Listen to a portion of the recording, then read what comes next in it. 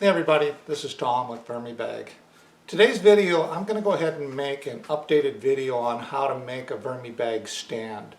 Now this video and the procedure will apply to any of the VermiBag stands, whether it's the Mini or the Max or the Little Mammoth. The only thing that's going to change is the length of the lumber and how you're going to cut it. I'm also going to update how I do the mounting. I've kind of changed, I think, my preference on how to mount the bags in the system. So we'll quickly go over that too, and I'll have that kit available on the website here for people that purchase future VermiBags. The old one will still be available with the rods, but I think the new system. So this is the stand I'm going to go ahead and make, one for a VermiBag Mini. Of course, it's the simplest because it's a little bit smaller, but they're all real easy. And again, it's the same exact procedure no matter which one it is. And this is the new mounting system that I'm going to go ahead and include an option for. It's a top mounted. It's with some bamboo dowels and then some hose clamps or cable clamps that go on there. And the nice thing about this is you can actually adjust the tension on the bag, whereas when you're drilling the holes through there, it's not easy to do that. It's almost impossible to actually adjust it. This way you can just undo these screws on the corner and you can pull a little bit tighter or reposition it for it's a little bit looser. So I went ahead and cut all the pieces to make a VermiBag Mini stand. Now what's important, you look on the instructions, it's the opening size that matters. Whether it's the opening size on a Mini, which is 20 inches, I need 20 by 20 on the inside of the stand, or a Max, which is 28¼ on the inside measurement. That's the important thing. And so if you need a 20-inch opening, depending on what wood you use, you need to add the width of one of your boards to that. And that would determine the length of this. So in this case, my boards, there's a 1x3, but they're actually only 3/4 of an inch thick. So I'm going to take the 20 inches plus 3/4 of an inch. So I'm cutting these at 20 3/4. So these are all cut at 20 3/4, 20 3/4. Then I have my 4 legs. And 2x2s work perfectly well for the legs. I mean, you don't need 2x4s. I mean, if you want to use them, it throws things off a little bit on how the straps go up actually. So 2x2s are actually better, but you can use 2x4s or 5/4 by 3. There are a lot of different things. I use 2x2s, and that's how I base my instructions. So I cut the 4 of these at 33 inches. So that'll make a fairly short stand. And you can cut these as long as you want or as short as you want, as long as the bag fits in there. So the first thing we're going to do is go ahead and put our top and our bottom section together in a square. And we're going to do that by using an 1.5-inch screw to screw the ends together and make the 2 squares. So you're going to need some 1.5-inch wood screws. It's preferable to have 2 drills. One that has your the screwdriver bit or square bit like I have on this, and one with a small drill bit that's slightly smaller than the 1.5-inch screw that you're using. So just place 2 pieces of your sides together with your fingers. Make sure they're nice and even. Go ahead and take your drill and just put it right there in the center and drill a pilot hole through the outer piece and into the inner piece. You only need 1 in each one of these corners because you're going to be putting a lot more screws in this, which will hold it together fine. Do that on all 4 corners and we'll make a square out of this. And one thing to note is, since we've cut these all at the same length, each side is going to have a full length and 1 width of 1 board. Because you could actually, if you put this like this, it's going to be too short. It's just 1 length of 1 board. This is going to be too short and it's going to stick out too much on this end. So each side will have one of these sides, plus it'll overlap, and that's how you screw them all together, and it'll come out perfectly even. Okay, so that just took me a couple minutes to put a screw basically in each one of the corners. Putting them together, and I have a nice perfect square. Now let's do the same thing for the top or bottom piece, whatever this one happens to be. Okay, now that you have your 2 squares put together, place them on top of each other and do this on a flat surface, and then take one of your legs and place it in the corner. And then you're just going to screw a couple screws on each face here to put it in each corner, and you're going to do it only on the top board because this is actually going to be the bottom of the stand. So the bottom board here, the bottom square, is acting as a spacer that gives you the space between the floor and the bottom side piece. So do the same thing, pre-drill a hole in each one of these, one on the side and one on this side. And then go ahead and place an 1.5-inch wood screw in each one of these, making sure again that this is down nice and flush with the floor or the plywood like I have.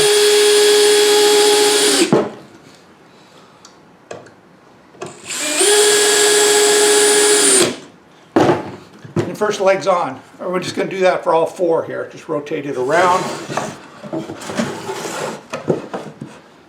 Okay, so now that you have all four legs put on with the screw on each side here, now you want to go ahead and pull this off with the top piece and separate the bottom piece if we can put it on for actually the top.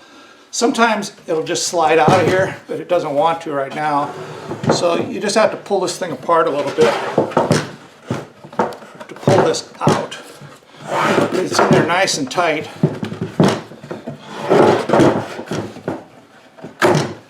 Then the piece goes just like that. Now we're going to go ahead and put this extra piece that you have here, set it down, and then go ahead and put your legs, the open end of these legs, back into these holes here, into the opening of the square, like that. Now this is going to be the top down here, and the bottom is on the top right now. And again, this is, make sure you're on a flat surface when you're doing this because you want these to be even here because you're going to see this bottom here and the top of this. Now do the same thing. Go around to each one of the corners and put a screw, one on each side, on each one of the legs. So now that you have the top screwed on there, you're basically done. If you want to put casters on this, you can come down here. If you have the ones off of the chair, you could just drill the holes in there and place them in there. If you want to get type off Amazon, normally they mount a little bit wider.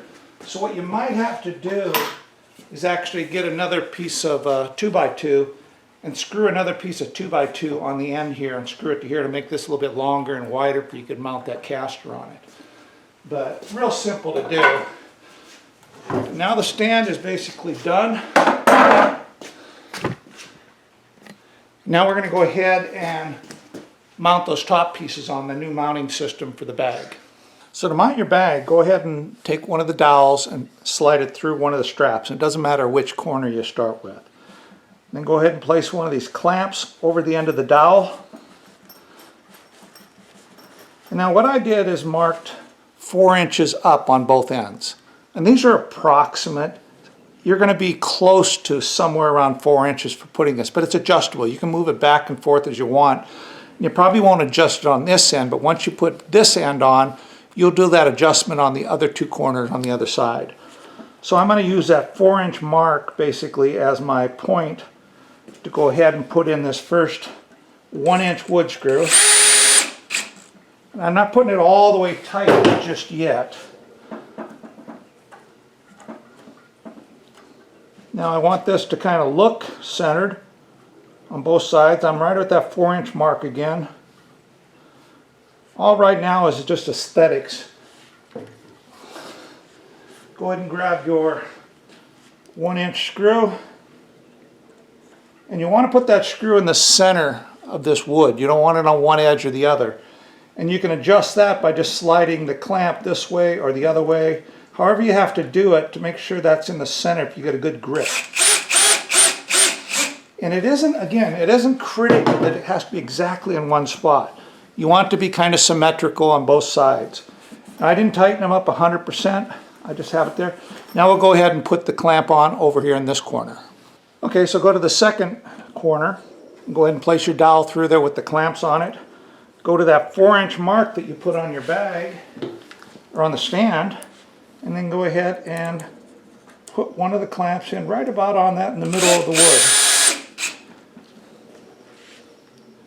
Then do the same thing for this one. Again, making sure this is kind of symmetrical on both sides of the Looks good. And so now you have two of the corners on. Now we'll go to the other corners, and that's where we'll do the adjustments. Okay, so now that we're on the opposite side, go ahead and place another dowel through one of them. Again, these have to go to the outside. And we're going to start by going ahead and putting one right there at that 4-inch mark, centered in the wood.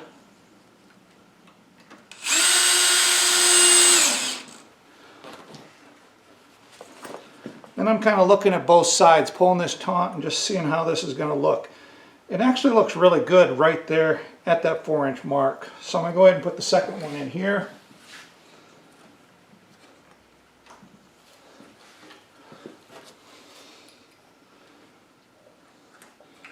And center it.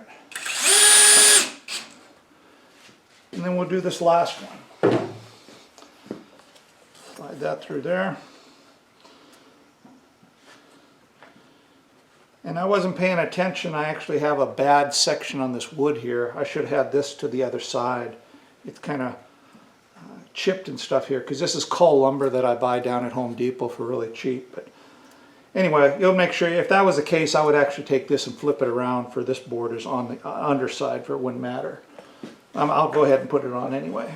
I'm going to go to that 4-inch mark.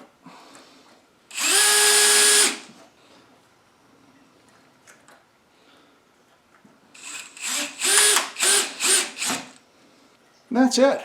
I mean, now we have a nice, neat mount on here. If you needed to adjust this, if the stand, you made the stand too big or too small, you could actually do that adjustment by moving where you have this. Very simple, neat, clean system in order to mount the stand on here, or the bag in the stand. And the nice thing is, again, it's kind of adjustable. If you messed up on the size of the stand, you can actually adjust it by where you mount these upper clamps.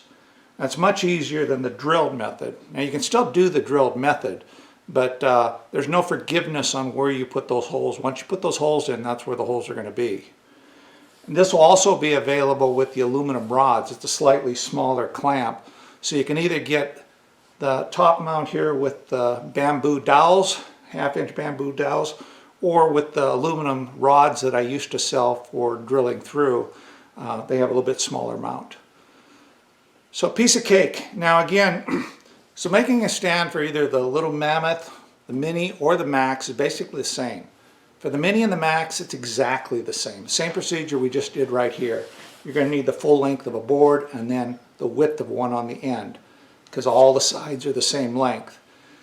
For the Little Mammoth, it's slightly different because the sides and the ends are slightly different lengths. But the most important thing actually is the opening. The opening on the Mini here has to be 20 inches by 20 inches. So I don't care what thickness of board you put here, this opening needs to be 20 by 20 to make this thing work optimally. For the Max, the opening is 28 1/4. So 28 1/4 by 28 1/4. For the Little Mammoth, it is 39 1/2 inches by 24 1/2 inches. So again, it's real straightforward making the stands. This stand would take me about 15 minutes to make, you know. And I go down to Home Depot all the time, and you should too. And they have cull lumber there all the time that they're getting rid of, and normally 70% off. All this wood here was 70% off, and this is really nice finished pine, but it had a big bow in it and stuff. So it was like $3 for a 12-foot piece. So this stand probably cost me about $5 to make, maybe $6 to make.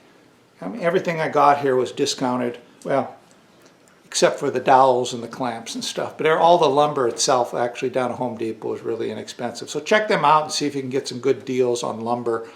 It doesn't have to be really fancy lumber, expensive lumber to make this thing. And you can make it out of almost any lumber you want, really.